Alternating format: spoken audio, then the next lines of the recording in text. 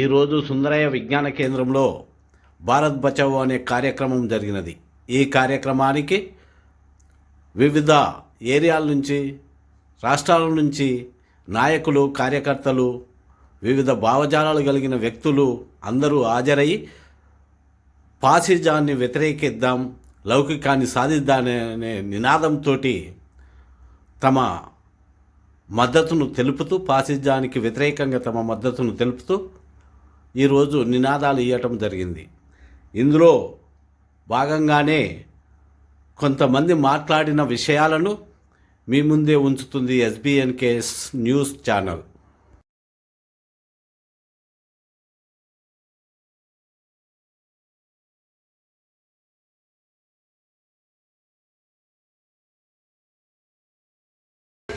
నేను వ్యక్తిగతంగా చెప్తున్నాను.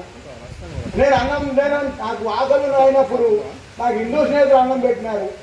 నాకు బట్టలు నిజంగా బట్టలు లేని సమయంలో నా మిత్రుడు, ఒక ముస్లిం మిత్రుడు, ఆయన బట్టల షాప్ నడుపుతాడు ఖమ్మంలో. ఆయన బట్టల షాప్ పట్టుకుపోయి నాకు బట్టలు కొని ఇచ్చినాడు. నాకు అన్నం పెట్టిన ఆకలి పెట్టి ఆయన ఇంట్లోకి వచ్చి తినగా ఇంటికి పోదాం పాలన తీసుకుపోయి ఆయన పెట్టకూడదులే. మేము కాలేజ్ చదువుకున్న రోజుల్లో మమ్మల్ని అన్న ఆలోచన విధానంతో పనిచేసే వాళ్ళం. కాబట్టి స్పిరిచువల్ డెమోక్రసీ అనే మాట వాడినారు, చాలా సంతోషం అనిపించింది. మేము 5 fold వర్క్ చేస్తాను: social, economical, cultural, political, spiritual liberation. ఈ దేశ రాజ్యాంగం మీద గౌరవం లేనటువంటి వాళ్ళు ప్రజల సంక్షేమాన్ని అప్పచెప్పి వాళ్ళ చేతుల్లో మనం ఈ రాజ్యాంగం వాళ్ళ చేతుల్లో పెట్టడం అనేది దేశానికి వచ్చి ఉన్న ప్రమాదకరం అని చెప్పేసి నేను అభిప్రాయపడుతున్నా. మరి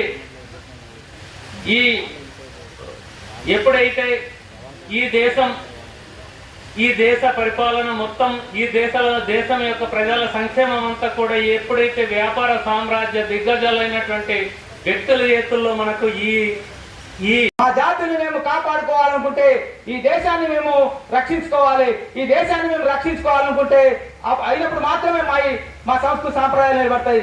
కాబట్టి ఈ దేశంలో మరోసారి మన స్వాతంత్రం కోసం పోరాటం చేయాల్సిన అవసరం ఉన్నది, హక్కుల కోసం పోరాటం చేయాల్సిన ఉన్నది.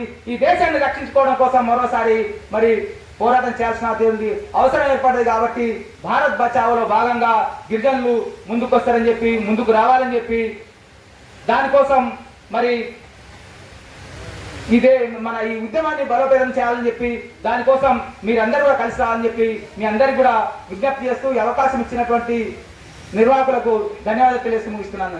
వచ్చేటట్టుగా ఏ మతం కూడా ప్రోత్సహించదు. అవన్నీ ఎంటర్ప్రీనియర్సే అవుతారు.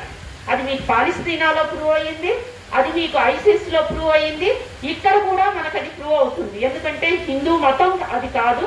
హిందూ మతంలో పరమత సహనం ఉంటుంది, మత సామరస్యం ఉంటుంది.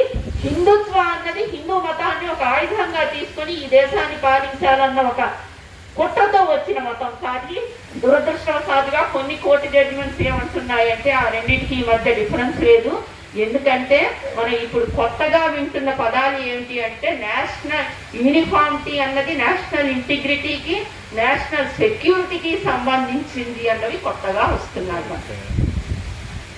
వీటికి వ్యతిరేకంగా ముస్లిం కమ్యూనిటీ మీద జరుగుతున్నాయి అంటే, రాజ్యాంగం ఇన్ని సౌలభ్యాలు ఇచ్చినా కూడా రాజ్యాంగం ఇంటర్ప్రిటేషన్స్ లో, చట్టాల ఇంటర్ప్రిటేషన్స్ లో ఇప్పుడు వస్తున్నవి ఎన్ని తేడాలు వస్తున్నాయి అంటే, మీకు హాజీ అలీ దర్గా అది మీరు వినే ఉంటారు. టీవీలో ఏం వచ్చాయంటే ఈ రోజు వరకు